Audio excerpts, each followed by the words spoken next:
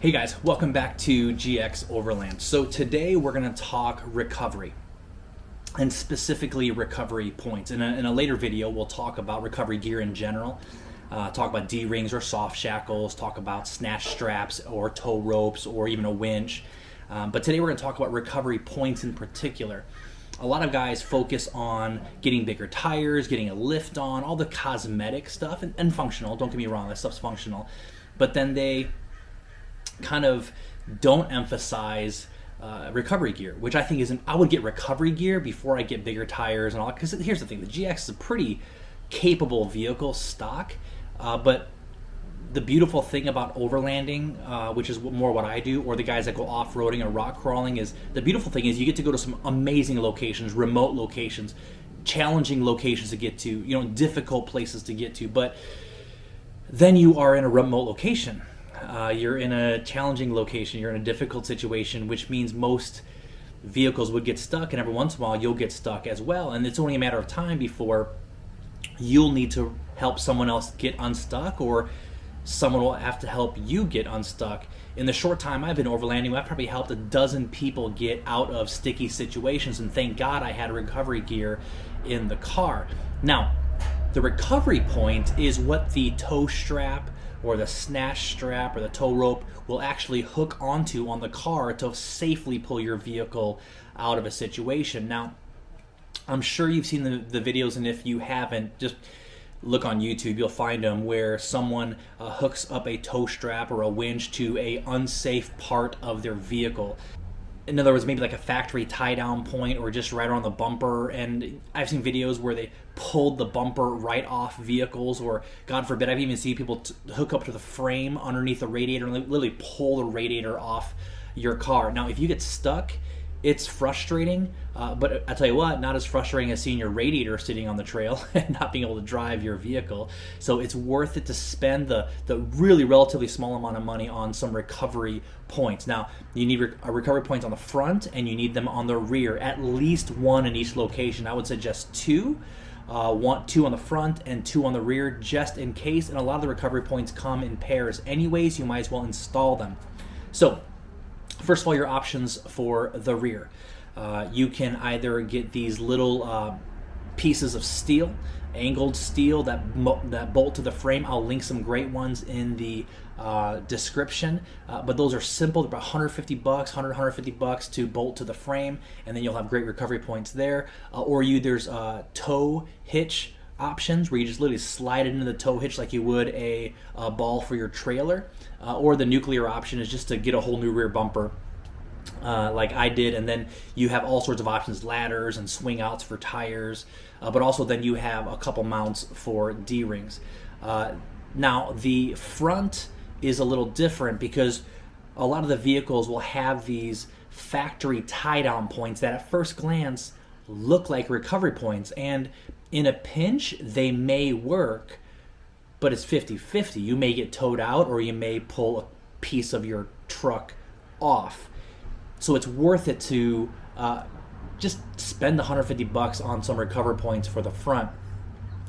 If you had to buy one, just while I've been thinking about it, what I would highly suggest you do is go to Treaty Oak Off-Road, connect with Kyle on there. He's got some great front recovery points. For I think like $150, they're rated for 10,000 pounds, you're gonna be golden.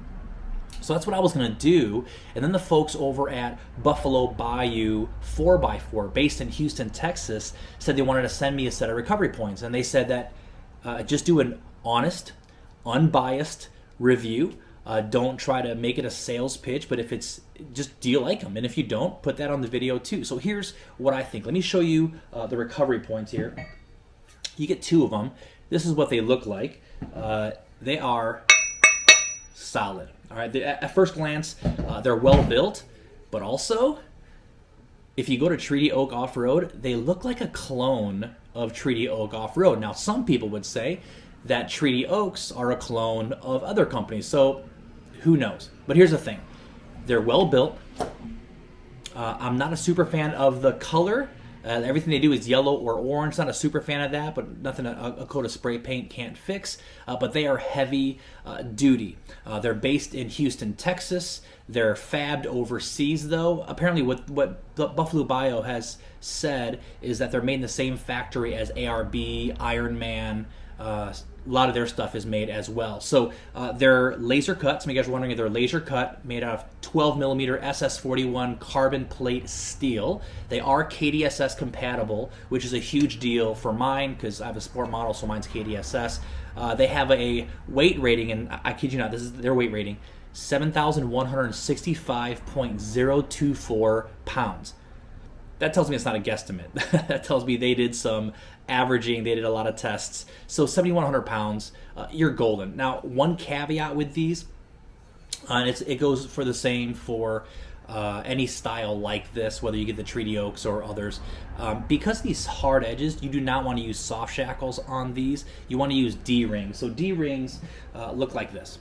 Okay, so this would go into here. And the reason why is soft shackles aren't going to shear on this, and the last thing you want is a rope with potential weight flying at your windshield. So that's kind of the thing. These are 130 bucks. Apparently retail's 150, but they're 130 bucks on sale. Again, full disclosure, they sent me a set of these for free. So what I'm going to do is go ahead and just install these on my truck to show you how I install them and kind of what they look like installed. And then I'm going to spray paint them black. So, you know, I don't have yellow and orange on my truck. But yeah, and then we'll go from there. So let's go ahead and get to the install.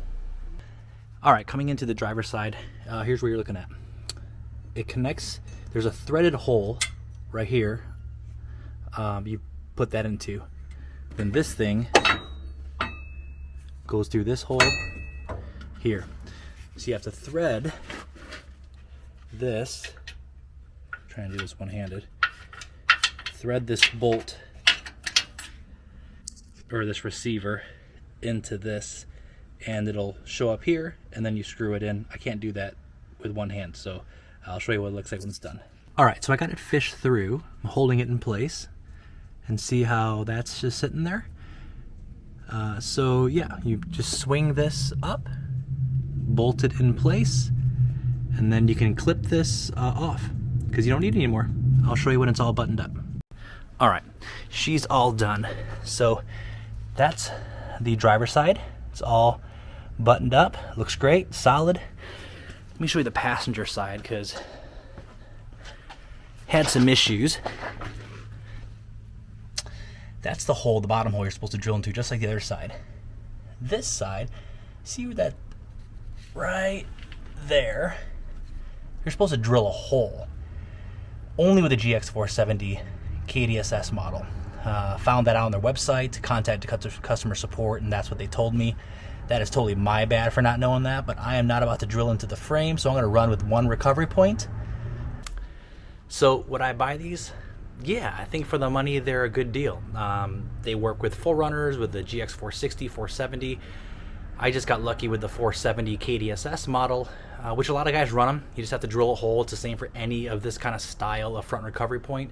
Apex Overland makes one that I don't believe you have to drill anything, so that may be one to look at. But I think these are pretty comparable with the Treaty Oak off-road, and if anything happens and I get to a recovery point and they break or if they start to rust or anything like that, I will let you know and I'll update you. But for the time being, I'm pretty impressed. Way to go, Buffalo Bayou. And I don't get an affiliate code. I don't get any money for this, but feel free to check them out. More and more guys are running them. I would just encourage you to paint them because, you know, not living that yellow life. Check you next time.